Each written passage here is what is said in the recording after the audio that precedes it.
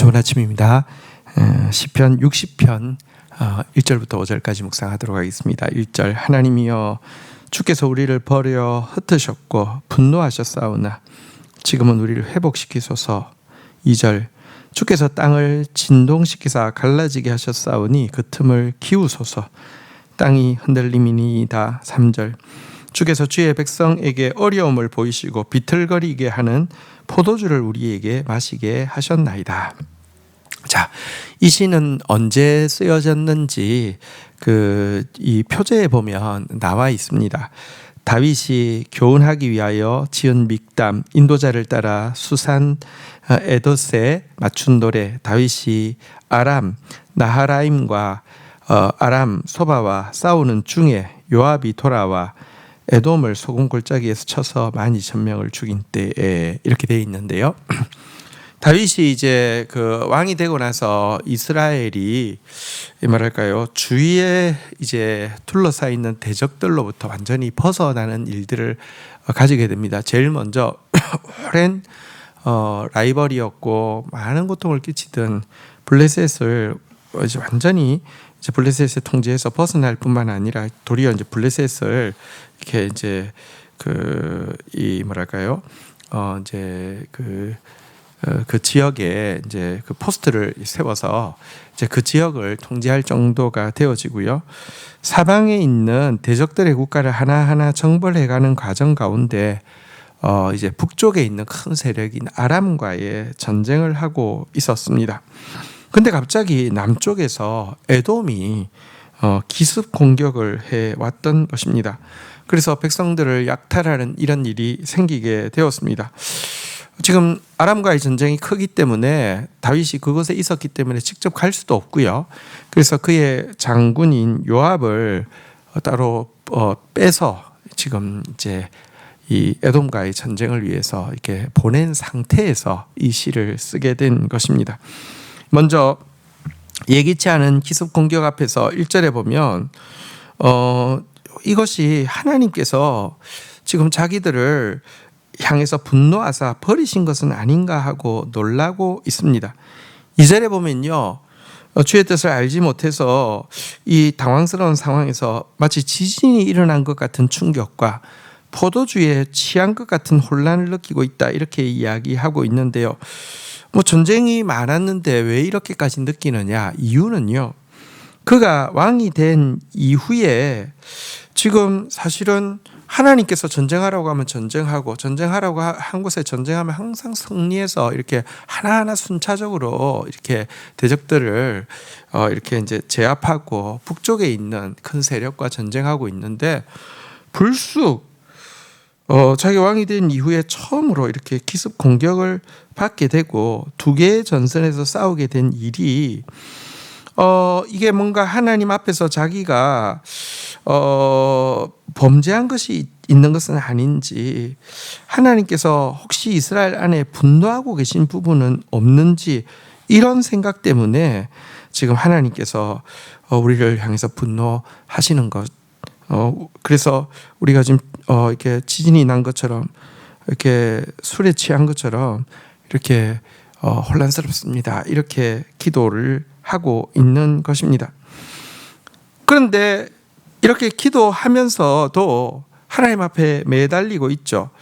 분노하셨사오나 회복시키소서, 땅을 진동하셨사오나 그 틈을 키우소서라고 하면서 하나님, 전능하신 하나님 앞에 회복시켜달라고, 키워달라고, 그 틈을 키워달라고 하면서 기도로 매달리고 있습니다.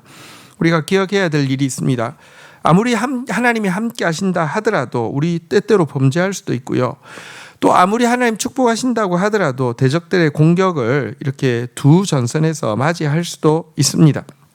이때 우리가 해야 할 일은 먼저 자신 안에 하나님 앞에서 뭔가 허물이 없는지 자기를 살피는 일이고요.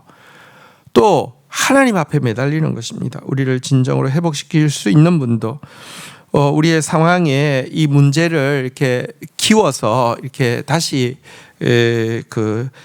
메이크업 할 수 있는 부분도 하나님이시기 때문에 기도하는 자세를 놓지 않아야 합니다.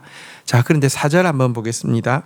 주를 경외하는 자에게 깃발을 주시고 진리를 위하여 달게 하셨나이다. 5절 주께서 사랑하시는 자를 건지시기 위하여 주의 오른손으로 구원하시고 응답하소서.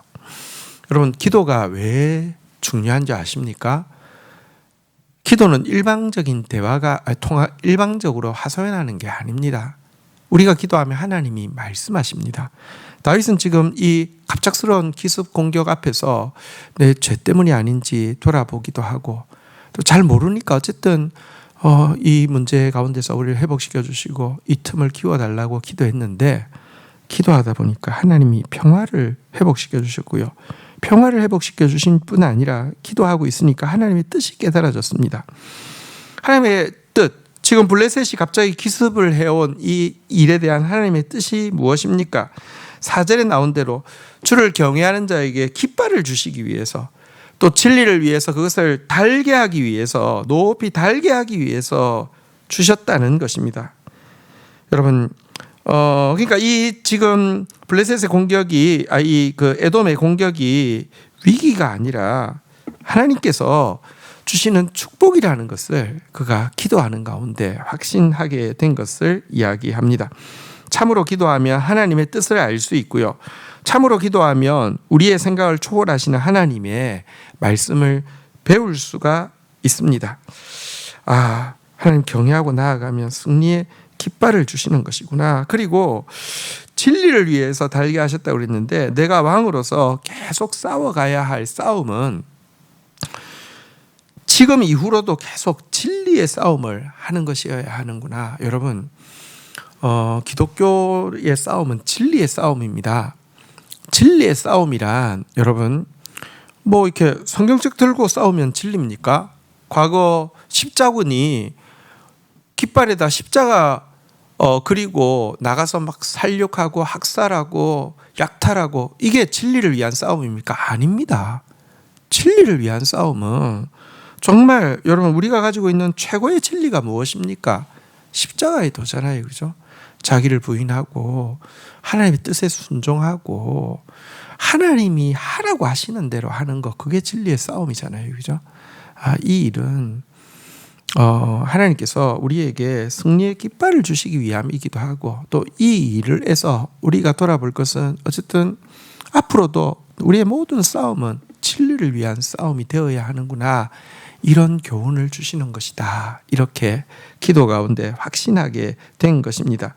그래서 담대하게 하나님 앞에 간구합니다.